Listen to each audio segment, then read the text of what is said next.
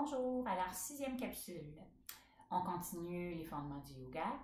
On est rendu à ignorance et souffrance. Alors, à la dernière petite capsule, je vous disais que le fameux karma, donc l'action qui donne un fruit, qui laisse une trace, va probablement laisser des conditionnements ou des habitudes qui vont faire en sorte que ça va influencer la prochaine action ou la prochaine pensée qu'on va avoir.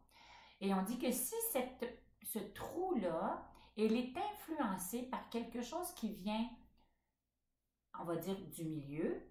Alors, le milieu, ça peut être soit notre lumière intérieure, donc le purusha. Alors, si on se laisse, on prend le temps de se déposer et on se laisse vraiment influencer par le purusha, alors la roue du karma va devenir de plus en plus clean, de plus en plus sage.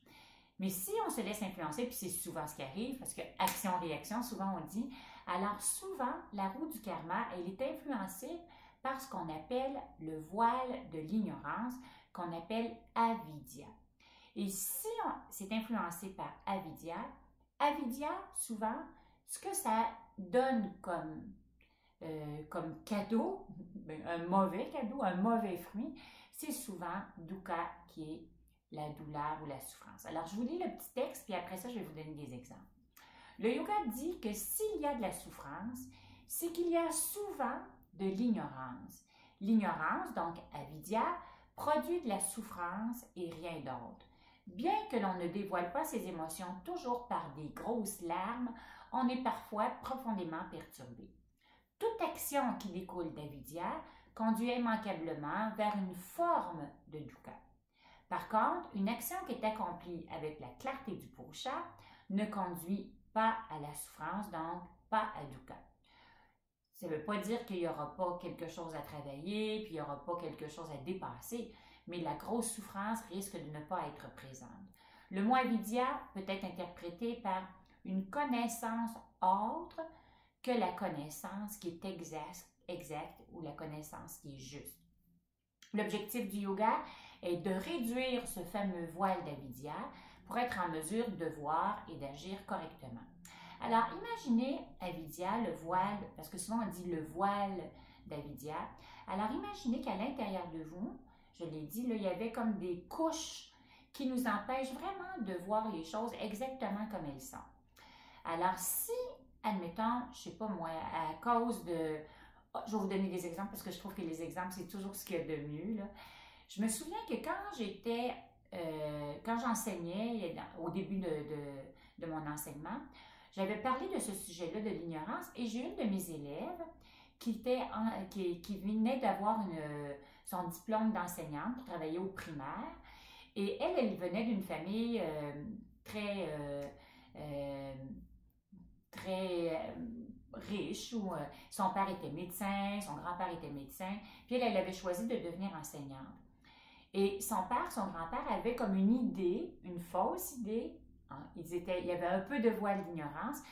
Il disait, depuis qu'elle était toute petite, que les gens qui étaient sur le service social, donc les gens qui avaient besoin d'aide, puis qui étaient sur le bien-être social, ce sont tous des lâches.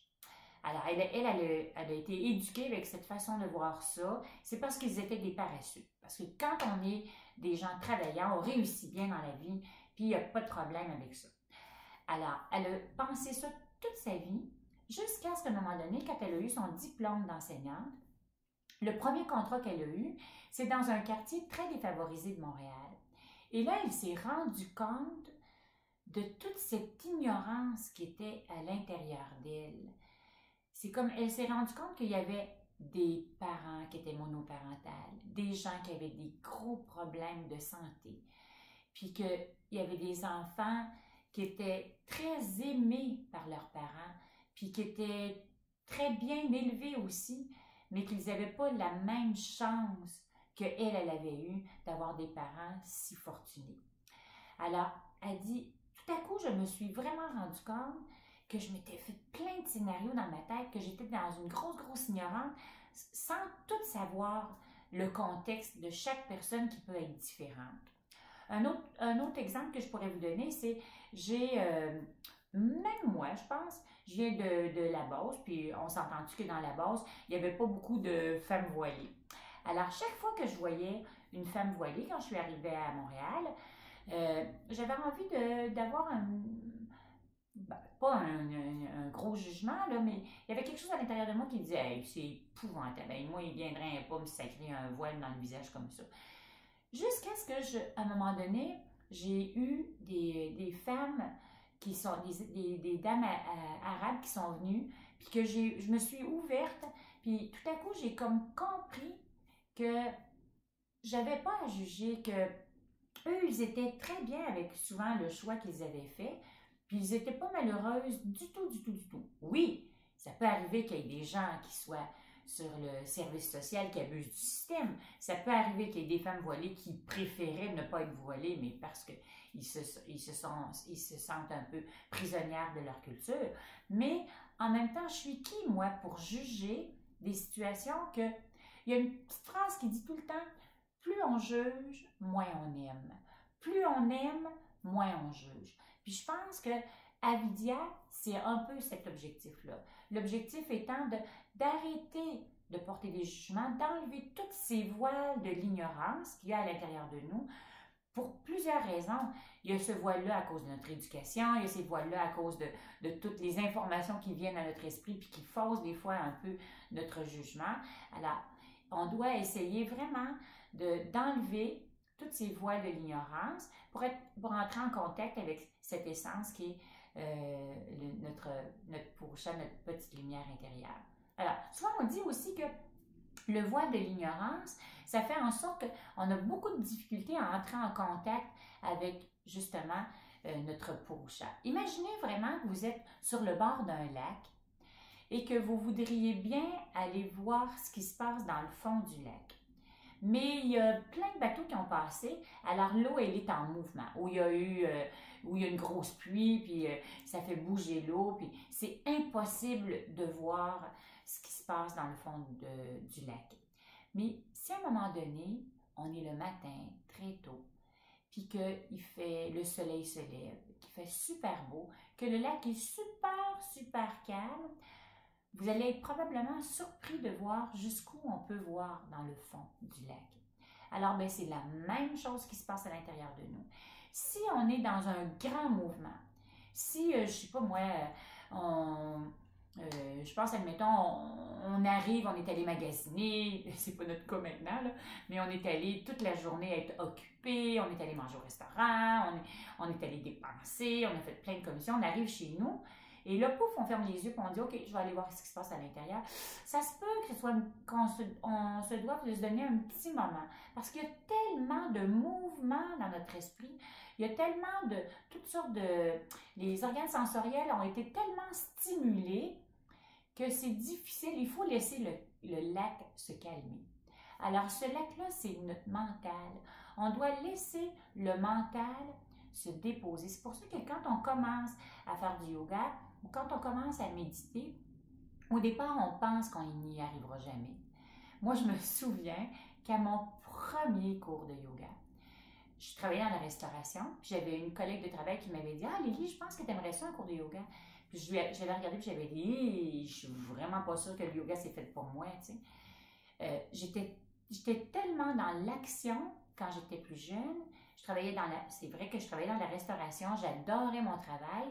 Quand je prenais, juste pour vous montrer comment est-ce que j'étais rapide, puis que ça allait vite dans ma tête, puis ça allait vite dans mes mouvements, quand je prenais une journée de congé, je vous dis que ça prenait 2 personnes pour me remplacer. Parce que personne n'était capable d'arriver à faire les mêmes choses que moi, à la même vitesse que moi. Mais quand je me suis retrouvée à mon premier cours de yoga, j'ai dit, ben, je vais l'essayer. Je suis arrivée à mon premier cours de yoga. Je me souviens très bien, c'était un lundi après-midi, c'était ma journée de congé, fait que j'avais pris un cours le lundi après-midi. Mon enseignante, qui s'appelle Jeannot, c'était une dame qui avait une 50aine d'années avancées peut-être. Et puis, moi, j'avais 23 ans. Je me suis installée sur mon tapis de yoga et là, j'ai regardé autour de moi, c'était des gens d'une certaine âge aussi. Et quand j'ai commencé à faire du yoga, dans ma tête, c'était la tempête. J'essayais vraiment, vraiment de calmer ça, mais comme l'enseignante parlait tranquillement, puis elle disait à l'inspiration, on lève tranquillement le bras, puis à l'expiration, on descend tranquillement le bras. Dans ma tête à moi, ce que ça faisait, c'est, ben voyons, peux-tu aller plus vite que ça, là? Lève le bras, baisse le bras, qu'est-ce qui va se passer? Dans ma tête, là, ça allait tellement vite, là. Le cœur me débattait et c'était comme, j'étais presque essoufflée de juste lever mon bras tranquillement, tranquillement, parce que c'était dans ma tête un mouvement intense. Alors, mais j'ai probablement réussi un peu, parce qu'à la fin de mon cours de yoga, j'ai fait, il y avait comme quelque chose qui s'était un peu déposé, pas complètement, mais qui s'était un peu déposé puis qui m'a fait, ben, peut-être que je vais revenir. Alors, et je pense que mon enseignante, elle a très bien vu les mouvements qu'il y avait dans ma tête. Je ne sais pas si c'était moi qui répétais ça, mais je prends plaisir à penser que c'était vraiment toujours à moi. Elle disait tout le temps, peu importe là où vous êtes, revenez toujours au moment présent. Puis même si ça va vite, vite dans votre tête, essayez de faire les mouvements lentement, puis accueillez ce qui est là présentement. Puis tranquillement, je revenais à mon souffle, je revenais à mon corps. J'ai l'impression que à force d'aller à mon cours de yoga, il y a comme des mini-voiles, je dis bien des mini-voiles, qui se sont tranquillement effacées pour être capable vraiment de prendre plaisir à me déposer un peu plus. Alors, ces voiles d'ignorance-là, c'est vraiment quelque chose de pas nécessaire. On s'en rend pas toujours compte qu'il y a des nouveaux voiles qui s'installent à l'intérieur de nous. Fait que chaque fois qu'on porte un petit jugement sur quelque chose, on aurait probablement avantage, avant de juger une situation, avant de juger une personne, de se poser la question, est-ce que je sais tout? Est-ce que je connais tout? Et je suis qui, moi, pour porter un jugement sur une situation, sur un événement ou encore pire, sur une personne? Parce que ma petite phrase me revient continuellement.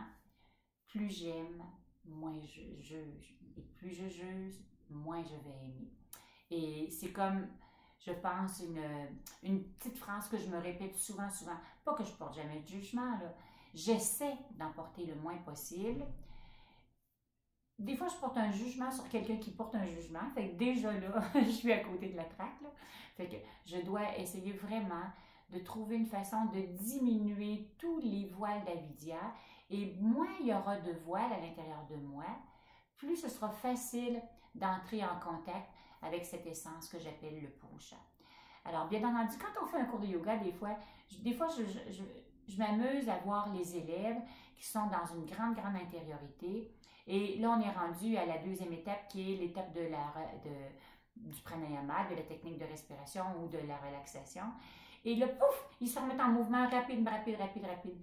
Puis je trouve ça dommage parce que aussitôt qu'on laisse nos organes sensoriels revenir dans l'action rapide, on perd un peu de cette intériorité-là. C'est comme si on avait fermé plein de portes. Là, tout à coup, pouf, on ouvre les portes, on ouvre les valves. Et là, tout à coup, ben, on perd un peu de cette qualité de présence. Puis les voiles ont tendance rapidement à vouloir, eux, venir se replacer. Une dernière petite exemple que je pourrais vous donner, parce que c'est un exemple qu'on raconte souvent dans les cours. Un jour, quelqu'un est sorti de chez lui, il faisait noir, et il a cru voir un serpent. Il a pris peur, il est rentré chez lui, il est allé chercher une lumière, et quand il est sorti dehors, il s'est aperçu que ce fameux serpent était une corde. Alors souvent, dans les jugements, et quand on est dans l'ignorance, avec ce voile de l'ignorance, on voit les choses très différemment de ce qu'elles sont vraiment.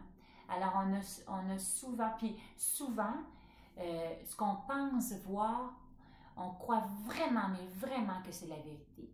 Tant et aussi longtemps qu'on ne prend pas le temps de se déposer et d'éclairer davantage notre vision. Et quand on retourne voir la situation ou l'événement ou la personne, si j'ai pris le temps de nettoyer, je m'aperçois que j'avais un peu de voile d'ignorance à l'intérieur de moi. À notre prochain petite capsule, je vais vous parler de... Parce que Avidia, ce fameux voile de l'ignorance-là, il n'est pas tout seul. Il a mis au monde des enfants. Je les appelle les 4 petits monstres d'Avidia. Alors, c'est ce qu'on appelle les enfants d'Avidia, qui sont 4 enfants. Avec l'ignorance, ça fait 5. On les appelle les cléchats. Ce sont les 5 causes de souffrance. Alors, à la prochaine. J'espère vous revoir bientôt. Bonne journée!